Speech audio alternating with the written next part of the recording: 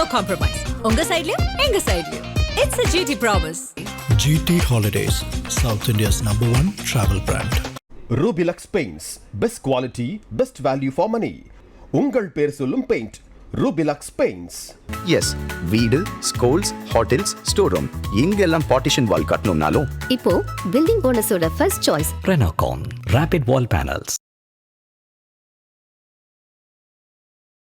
இப்போ நம்ம மொழி போராட்டம் அப்படின்னு எடுத்தோம்னா 1938 நடராஜன் தாளமுத்து அவங்க சிறையிலே இறந்தாங்க. இவர் கீழப்பழுவூர் சின்னசாமியும் வீரமரணம் அடைஞ்சார். ஸோ எனக்கு தெரிஞ்சு ஒரு 9-12 பேர் இந்த மொழிக்காக உயிர் நீத்திருக்காங்க. இதோட தாக்கம் எவ்வளவு தமிழக அரசியலில் உருவாச்சு? இந்த தீக்குளித்தவர்கள் மட்டும்தான் இந்த 7 பேர் என்பது. துப்பாக்கி சூட்டில் மாண்டவர்கள் எண்ணிக்கை தான் மிகப்பெரிய. பொள்ளாச்சியில் மட்டுமே முதல்ல நினைச்சாங்க 90-100 அரசு கணக்கெல்லாம் கூட கொடுத்துச்சு. ஆனா ஒரு 250 பேர் வரைக்கும் கொல்லப்பட்டு எரிக்கப்பட்டார். இந்த பொள்ளாச்சியில் உண்மையில் என்ன நடந்தது என்பதை முழுமையா ஆராய்ந்து கண்டுபிடிக்கணும்.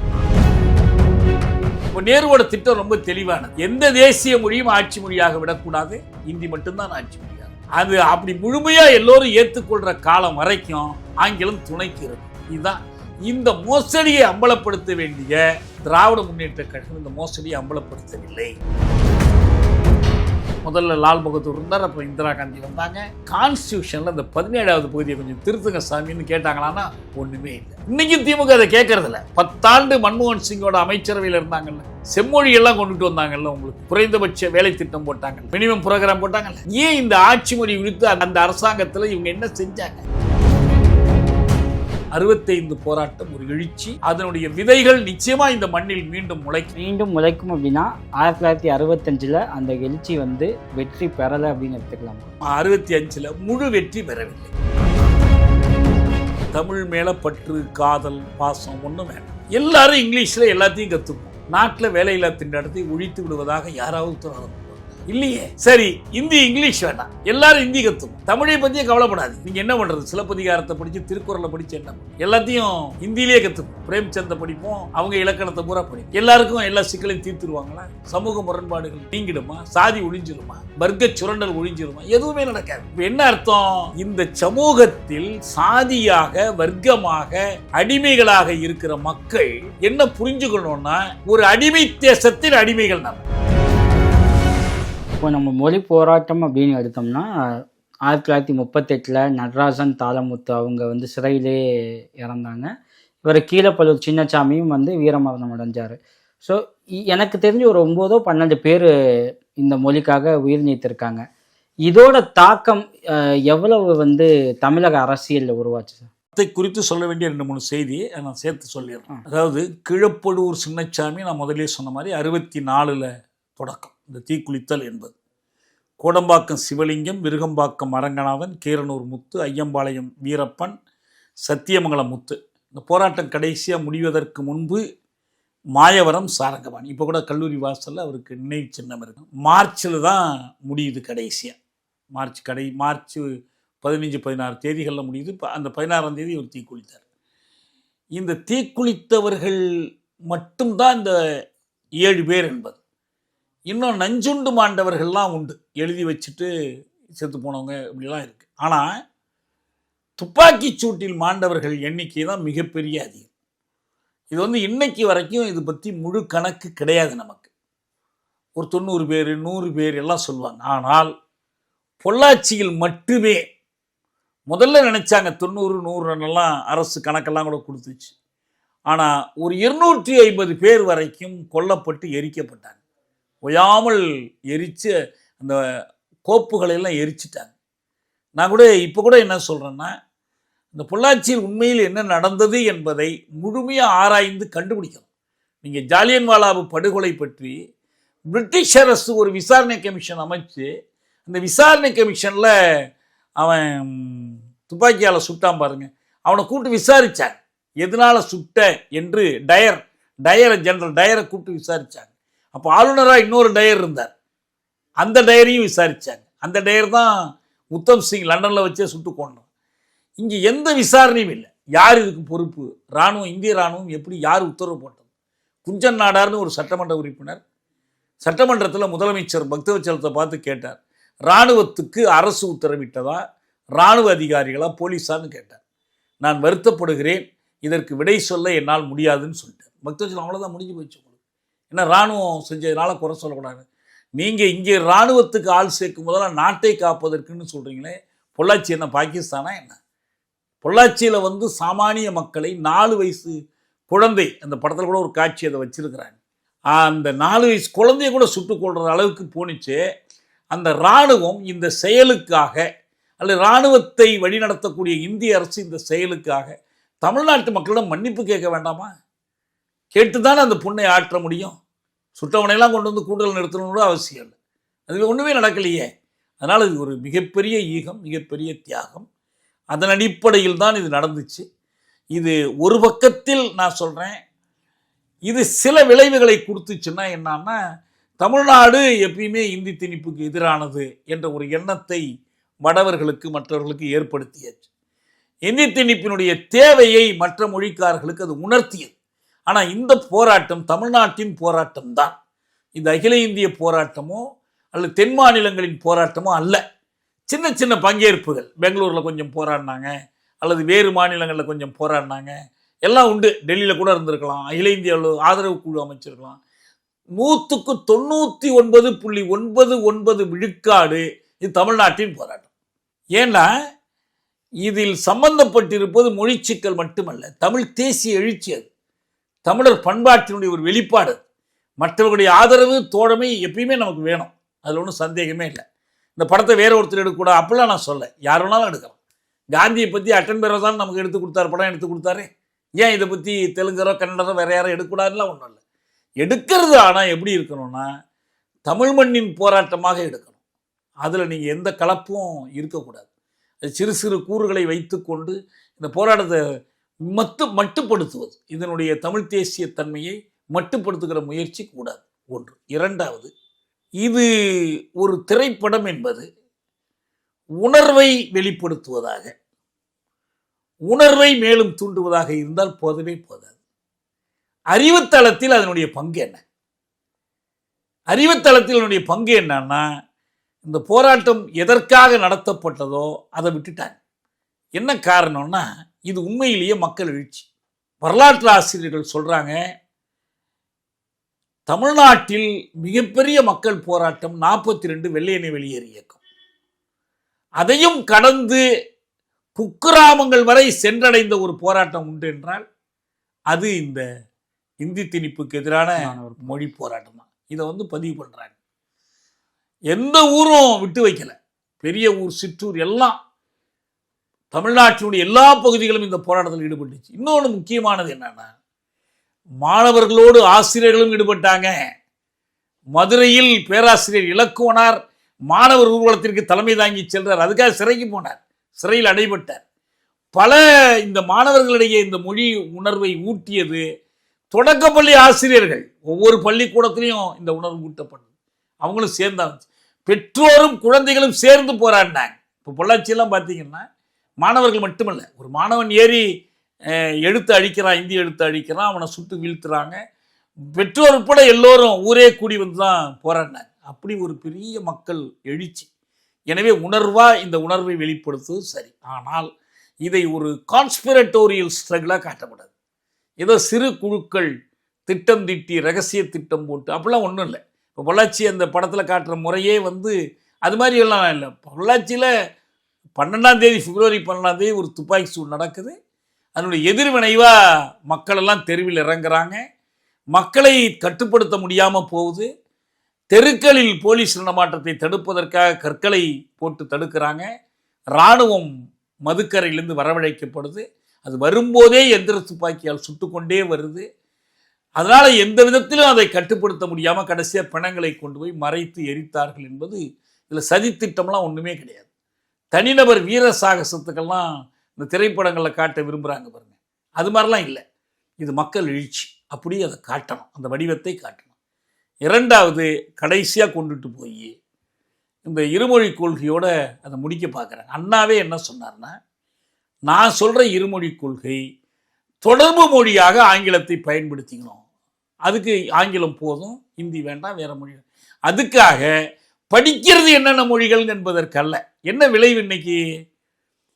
தமிழ் படித்தல் கூடுதலாக ஆங்கிலத்தை ஒரு பயில் மொழியாக படித்தலுக்கு போய் எல்லாத்துலேயும் ஆங்கில வழி கல்வி பரவிடுச்சு. இதை நியாயப்படுத்துவதற்கு அண்ணா பெயரை பயன்படுத்துகிறாங்க, இருமொழி கொள்கைங்கிறாங்க. அரசே என்ன பண்ணுதுன்னா உங்களுக்கு தமிழ் வழி கல்வியை புறக்கணித்து ஆங்கில வழி கல்விக்கு ஊக்கம் கொடுக்குது. சமச்சீர் கல்விங்கிறாங்க. சமச்சீர்னா எல்லாருக்கும் தமிழில் கிடைக்கணுமே. பாதி பேருக்கு தமிழில் கல்வி, பாதி பேருக்கு இங்கிலீஷு. ஆனால் இது எல்லாமே சமச்சீர். ஸ்டேட் கவர்மெண்ட் படி தமிழ் தானே சார்? ஸ்டேட் கவர்மெண்ட் பாலிசி வந்து தமிழ் கட்டாயம் தானே. தமிழை ஒரு மொழியாக பயில் மொழியாக கட்டாயப்படுத்துவது அது சான்றோர் பேரவை சார்பில் நாங்கள் நடத்தின போராட்டம். அந்த பேச்சுவார்த்தையில் நான் தான் போய் அவங்களோட பேசினேன், கலைஞரோட பேசினோம்.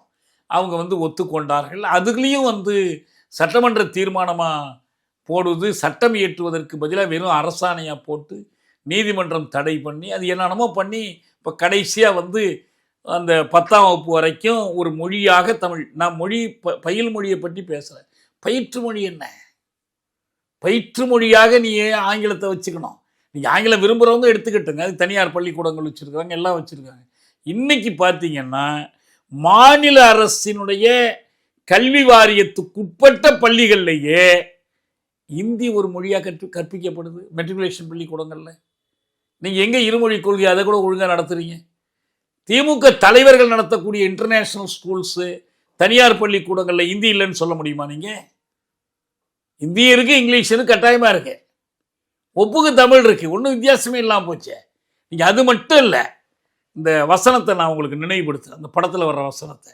தமிழ்நாட்டில் இனிமேல் இந்த இருமொழி தவிர இன்னொரு மொழிக்கு இடமில்லைங்கிறீங்க. அண்ணா சொல்லி கொண்டிருக்கிற அந்த காலத்திலேயே தமிழ்நாட்டின் சிபிஎஸ்இ பள்ளிக்கூடங்களில் இந்தி கட்டாயம். இன்றைக்கும் அதே தான். இன்றைக்கி அவங்க புது புது பள்ளிகள் கொண்டு வர்றாங்களே, நவோதயா, இந்த பிஎம்ஸ்ரீ பள்ளிகள், இங்கெல்லாம் இந்தி கட்டாயம் தானே. இல்லைன்னு சொல்ல முடியுமா உங்களுக்கு? அப்போ தமிழ்நாட்டில் தானே அதெல்லாம் இருக்குது. அப்போ நீங்கள் சொல்லுங்கள், தமிழ்நாடு அரசுக்கு அதிலெல்லாம் அதிகாரம் இல்லை. தமிழ்நாட்டில் அந்த பள்ளிக்கூடங்கள் இருக்கலாம், ஆனால் அதெல்லாம் இந்திய அரசின் அதிகாரத்துக்கு உட்பட்டது என்று நீங்கள் சொல்லணும். அப்போ உங்கள் கொள்கை தமிழ்நாட்டு அரசு பள்ளிகளுக்கு மட்டும்தானா? அதுலேயும் முழுசாக இல்லைங்கிறேன். இந்த உண்மைகளை வெளிச்சமிட்டு காட்டி இந்த தியாகங்கள் இன்னைக்கும் அதனுடைய பலனை இன்னும் பெறலை, இந்த மொழி போராட்டம் முடியவில்லை என்பது தான் இந்த படத்தினுடைய இறுதி செய்தியாக இருக்கணும். இது முடிஞ்சிருச்சு, நம்ம ஜெயிச்சிட்டோன்னு காட்டுறது உண்மையான செய்தி அல்லவே. அதில் வந்து அதான் நான் சொல்கிறேன், திணித்தவர்களுக்கும் குழப்பம், திணித்ததை எதிர்ப்பவர்களுக்கும் குழப்பம். அதுதான் அந்த குழப்பம் இந்த படத்திலையும் அந்த குழப்பம் வெளிப்படுத்தப்படுது. நான் அந்த படத்தினுடைய உணர்வியல் மதிப்பை குறைச்சே மதிப்பில்லை. படத்தை மக்கள் ஆர்வத்தோடு பார்க்குறாங்க. இந்தி திணிப்பு எதிர்ப்பு போராட்டத்தை பற்றி தெரிந்து கொள்ள வேண்டிய ஆர்வத்தை இளைய தலைமுறைக்கு அது தூண்டி இருக்குது. அதுக்கு நல்ல அருமையான உரையாடல்கள் எழுதப்பட்டிருக்கு. நான் எல்லாத்தையும் நான் ஒத்துக்கிறேன். ஆனால் மொத்த விளைவு இருக்குல்ல, அந்த படத்தினுடைய மொத்த விளைவு என்பது இந்த போராட்டம் இன்னும் முடியவில்லை என்பதாக இருக்கணும். இந்த போராட்டத்தை தொடர்ந்து நடத்துகிற பொறுப்பு தமிழ்நாட்டு மக்களுக்கு, மாணவர்களுக்கும் உண்டு என்பதை உணர்த்துவதாக இருக்கணும். அப்படி அமையலைன்னு தான். இப்போ நீங்கள் சொன்னீங்க இந்த போராட்டத்தின் போது இராணுவம் வர வச்சு துப்பாக்கி சூடு பண்ணாங்கன்ட்டு. அன்னைக்கு முதலமைச்சராக யார் இருந்தாங்க? உள்துறை அமைச்சராக யார்? பக்தவச்சலம் முதலமைச்சர், கக்கன் உள்துறை அமைச்சர், அருள் காவல்துறையினுடைய தலைமை அதிகாரி. நான் கேள்விப்பட்ட வரைக்கும் சொல்கிறேன், யாரும் இதை மறுக்கலை. நான் எத்தனையோ முறை பேசியிருக்கிறேன். நம்ம பிற்காலத்தில் 67 தோல்விக்கு பிறகு நாங்கள்லாம் இப்போ காங்கிரஸில் இருந்தோம். நாங்கள்லாம் மும்மொழி கொள்கையை அன்றைக்கி ஆதரித்து பேசினவன். இந்த அப்போ காங்கிரஸில் இருந்த ஒருத்தர் இப்போ எம்எல்ஏவாக இருக்கிற கூட என்னை கூப்பிட்டு சொன்னார், என்னத்தியாக அன்றைக்கி தேனாம்பேட்டை காங்கிரஸ் இடலில் அப்படியெல்லாம் பேசுனீங்க, இப்போ அப்படி சொல்கிறீங்களேன்னு. சரி, அப்போ அதான் கொள்கை. காமராஜர் என்ன பண்ணார்னா, எங்களையெல்லாம் கூப்பிட்டு இந்த திமுக மொழியை சொல்லி தாயா ஜெயிச்சிட்டான், எனவே நீங்கள் மொழியை வச்சு ஒரு அரசியல் பண்ணுங்கன்னு தேசிய மாணவர் தமிழ் வளர்ச்சி குழுன்னு ஒன்று தொடங்க சொன்னார்.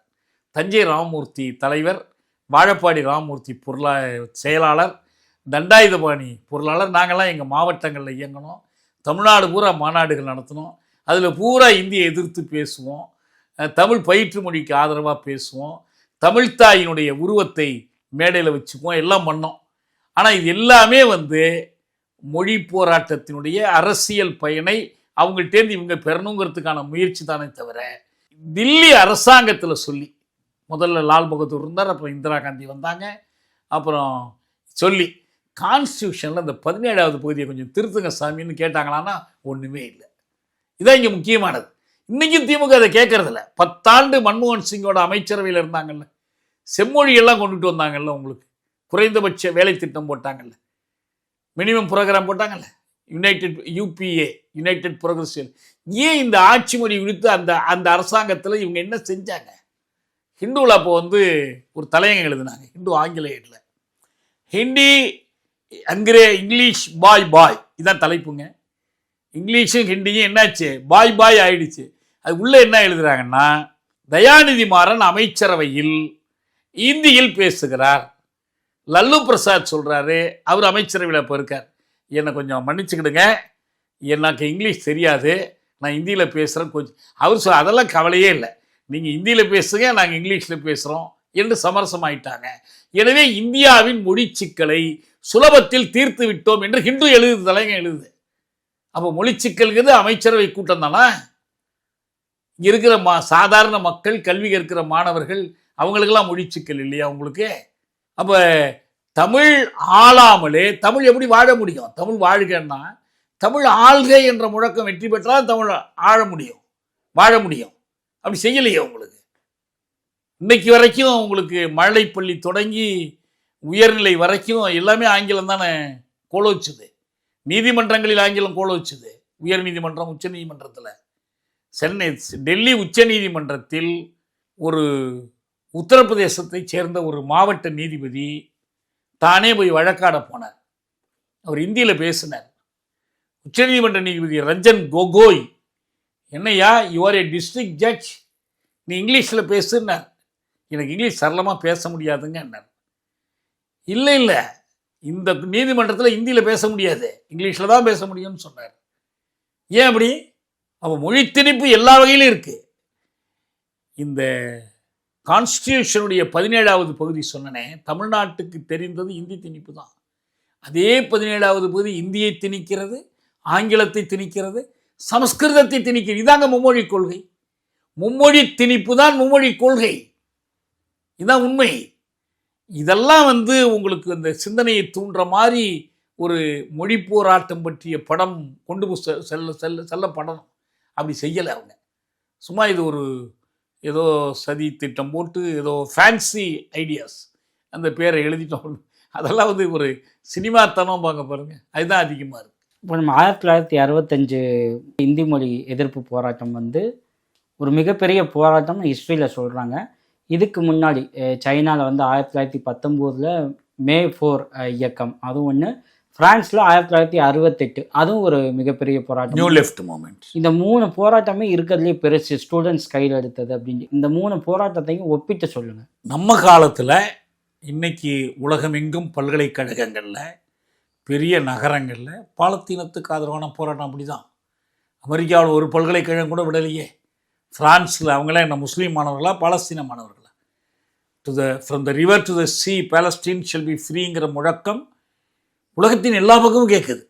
நீங்கள் இதிலேருந்து சைனாவில் அந்த மூமெண்ட் மாணவர் இயக்கம் இருக்கேன், அதிலிருந்து தான் சீனா ஒரு அரைக்காலனி அரை நிலப்பிரபுத்துவ நாடாக இருந்த அந்த நாட்டில் போர் பிரபுக்களுக்கும் அயல் நாட்டு தரகர்களுக்கும் எதிரான போராட்டம் தொடங்கியது.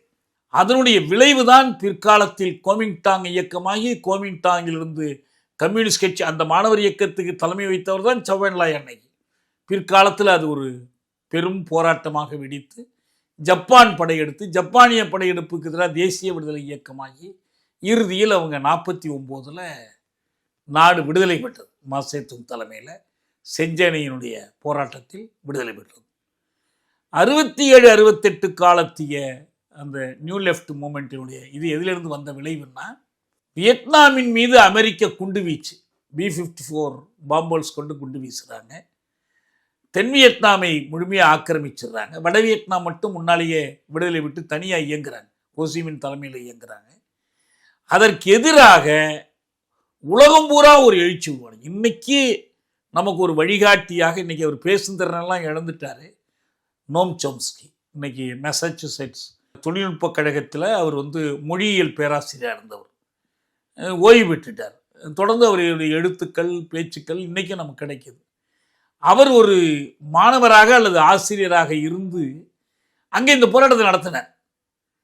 அமெரிக்காவுக்குள்ள இந்த போராட்டம் நடந்துச்சு, உலகம் முழுவதும் இந்த போராட்டம் நடந்துச்சு. அதனுடைய ஒரு விளைவு தான் பாரிஸில் நடந்த போராட்டம். பிற்காலத்தில் ஸ்ரீலங்காவில் அதிபராக வந்தாங்களே சந்திரிகா, அவங்க அந்த நியூ லெஃப்ட் மூமெண்ட்லேருந்து வந்தவங்க தான். அங்கே அவங்க படிச்சுக்கிட்டு இருந்தாங்க அந்த நேரத்தில். அப்படி உலகம் பூராவும் ஏராளமான புரட்சிக்காரர்களை, ஜனநாயக இயக்கங்களை அந்த இயக்கம் உருவாக்கனுடைய ஒரு விளைவு என்னன்னா, இன்றைக்கும் பிரான்ஸில் ஆட்சி நடத்துகிறவர்கள் யாராவது இருக்கலாம், அதிபர் இருக்கலாம், பிரதமர் இருக்கலாம், எல்லாம் இருக்கலாம். ஆனால் இந்த விடுதலை இயக்கங்களுக்கான ஆதரவு தளமாக இன்னைக்கும் பாரிஸ் தான் பெரிய அளவில் பயன்படுது. பாரிஸ்னால எனக்கு என்ன முக்கியமான நினைவு வரும்னா, சார்லி ஹெப்தோ என்று ஒரு பத்திரிகை, ஒரு கார்ட்டூன் பத்திரிகை, அது ஊடகங்கள் மறக்க முடியாத ஒரு சம்பவம். அந்த பத்திரிகையில் அவங்க போட்ட கார்ட்டூன் கருத்து படங்களுக்காக இஸ்லாமிய அடிப்படைவாதிகள், அந்த இஸ்லாமிக் ஸ்டேட்டு கழகக்காரர்கள் 10 பேரை சுட்டு கொண்டாங்க. 10 பேரை, கார்ட்டூனிஸ்ட் பத்திரிகையாளர்களை. அதை எதிர்த்து மீண்டும் அந்த பத்திரிகை வெளிவந்தது மட்டுமல்ல, என் பெயர் ஷார்லி ஹெப்தோ, உன் பெயர் ஷார்லி ஹெப்தோ என்று பாரிஸ் நகரத்தில் மக்கள் ஊர்வலம் போனாங்க. அதில் முஸ்லிம்களும் இருந்தாங்க, அவங்களும் சேர்த்து தான் ஷார்லி ஹெப்தோக்காக. இங்கே பெருமாள் முருகனுக்காக நம்ம போராடிய போது நான் அதை நினைவுபடுத்தினேன், ஷார்லி ஹெப்தோ எப்படி அதுக்காக குரல் கொடுத்தாங்கன்னு சொல்லிட்டு. அது தொடர்ந்து அது ஒரு ஜனநாயக இயக்கத்துக்கான இயக்கம்.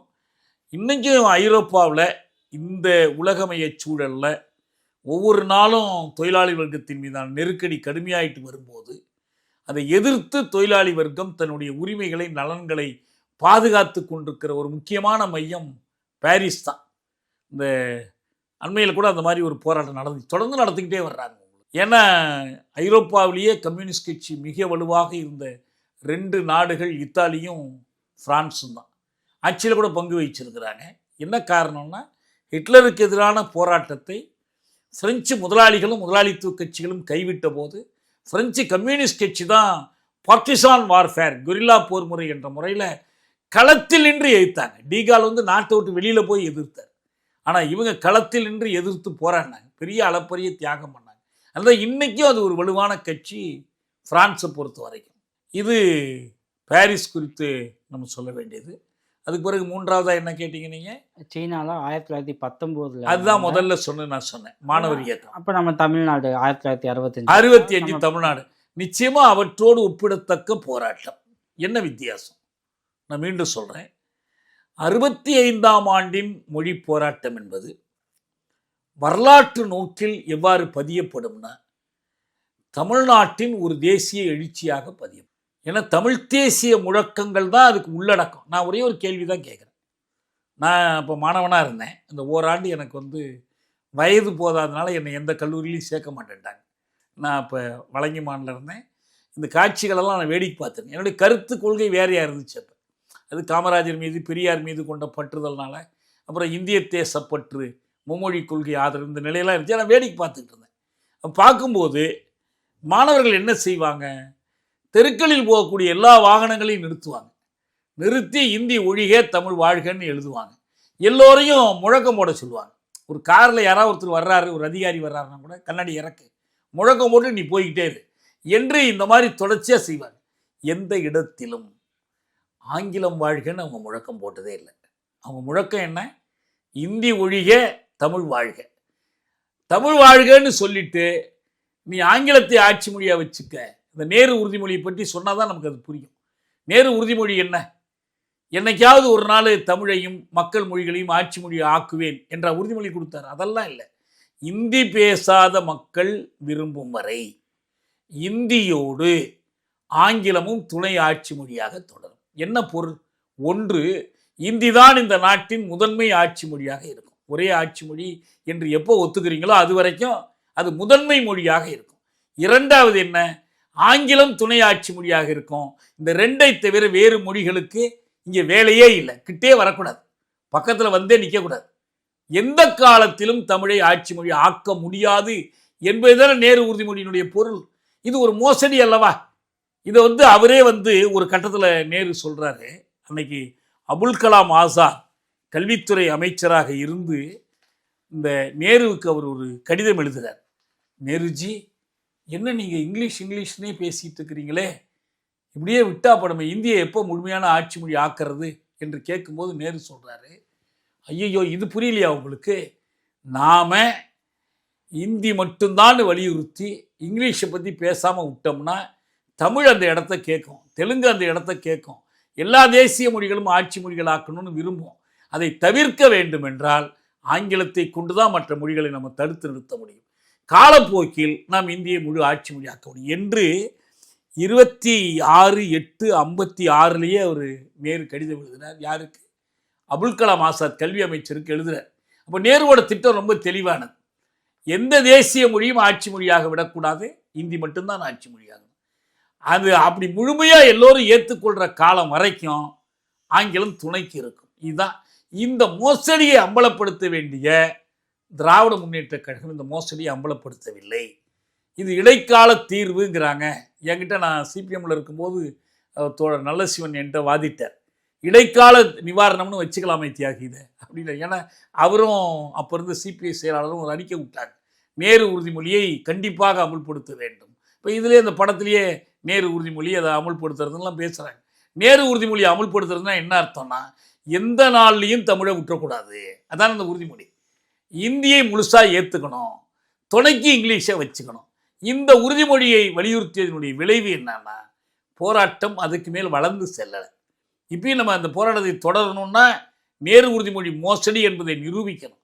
நம்ம மாணவர்களும் பொதுமக்களும் உயிரை விட்டது இங்கிலீஷுக்காக இல்லைப்பா, தமிழுக்காக விட்டாங்க. எனவே இங்கிலீஷ் படிக்கிறது, இங்கிலீஷை தொடர்புக்கு பயன்படுத்துறது என்பதையும் இதையும் ஒன்றோடொன்று குழப்பிக்கொள்ளவே கூடாது.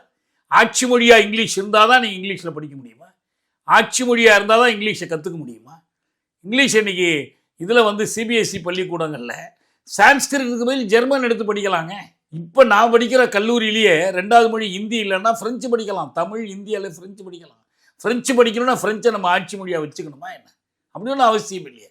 இந்த குழப்பம் நான் சொன்ன மாதிரி திணித்தவர்கள் திட்டமிட்டு குழப்பினார்கள், தெரியாத்தனமாக திணிக்க எதிர்த்தவர்களும் குழப்பினார்கள். அதனுடைய விளைவு தான் இது. இதை விட்டு பார்த்தோம்னா 65 போராட்டம் ஒரு எழுச்சி, அதனுடைய விதைகள் நிச்சயமாக இந்த மண்ணில் மீண்டும் முளைக்கும். நான் ஒரு உதாரணம் சொல்கிறேன். இலங்கையில் மீண்டும் முளைக்கும் அப்படின்னா 1965 அந்த எழுச்சி வெற்றி பெறலை அப்படின்னு எடுத்துக்கலாமா? 65 முழு வெற்றி பெறவில்லை, அவ்வளோதான். முழு வெற்றி பெறவில்லை. ஏன்னா அவ்வளோ பெரிய தியாகம் ஒன்றும் இல்லாமல் எல்லாம் போயிடல. ஏன்னா இன்றைக்கி இப்போ இந்தி பல வகையில் திணிக்கப்படுதுங்கிறது உண்மை. நீங்கள் வங்கிகள்லாம் இன்று ஒரு இந்தி சொல் கற்போம்னு கூடுவாஞ்சேரி வங்கியில் எழுதி போடுறான். அங்கே யார் இந்தி சொல் கற்றுட்டு என்ன பண்ண போகிறாங்க? நீங்கள் இன்றைக்கும் வேளச்சேரியிலேருந்து சென்ட்ரலுக்கு ட்ரெயின் ஏறினீங்கன்னா ட்ரெயின் டிக்கெட்டில் கூட ஹிந்தி இருக்குது. எதுக்கு இருக்குது? யாருக்காக? இதெல்லாம் ஒன்றும் இல்லை. அப்படி இருக்கிறதுனுடைய வசதி என்ன உங்களுக்கு? மக்கள் தொகை இயல்பையே மாற்றிக்கிட்டு இருக்கிறாங்க. இங்கே அவனை குடியேற்றலாம், வேற்றுமொழிக்காரர்களை இங்கே வாக்காளர்களாக்கலாம், அவங்களே இங்கே குடியுரிமை கொடுத்துடலாம். தமிழ் குடியுரிமைன்னு ஒன்று இல்லை உங்களுக்கு. ஒரு தேசிய இன கோரிக்கையின் ஒரு பகுதியாக மொழி கோரிக்கை இல்லாமல் போயிடுச்சு. அது காரணம் இந்த தலைமைக்கு இருந்த குழப்பம், அதை பற்றி தெளிவில்லை. இப்போ அதை பற்றி படம் எடுக்கிறவங்களுக்கும் தெளிவில்லைன்னு நான் சொல்கிறேன். அவங்களுக்கும் இதில் குழப்பம் இருக்குது. அதனால் இந்த குழப்பம் தெளியும். எப்போ தெளியும்னா, எப்படி இந்த மாணவர்கள் தான் ஏற்கனவே ஒத்துட்டு போயிட்டாங்களேன்னு நிறைய பேர் சொல்கிறாங்க. நான் ஒன்று சொல்கிறேன், தமிழ் மேலே பற்று, காதல், பாசம் ஒன்றும் வேண்டாம். எல்லாரும் இங்கிலீஷில் எல்லாத்தையும் கற்றுப்போம். நாட்டில் வேலையில்லா திண்டாட்டத்தை ஒழித்து விடுவதாக யாராவது உத்தரவாதம் கொடுப்பாங்களா? இல்லையே. சரி, இந்தி இங்கிலீஷ் வேண்டாம், எல்லாரும் ஹிந்தி கற்றுப்போம். தமிழை பற்றியே கவலைப்படாதீங்க. நீங்கள் என்ன பண்ணுறது? சிலப்பதிகாரத்தை படித்து திருக்குறளை படித்து என்ன பண்ணுறது?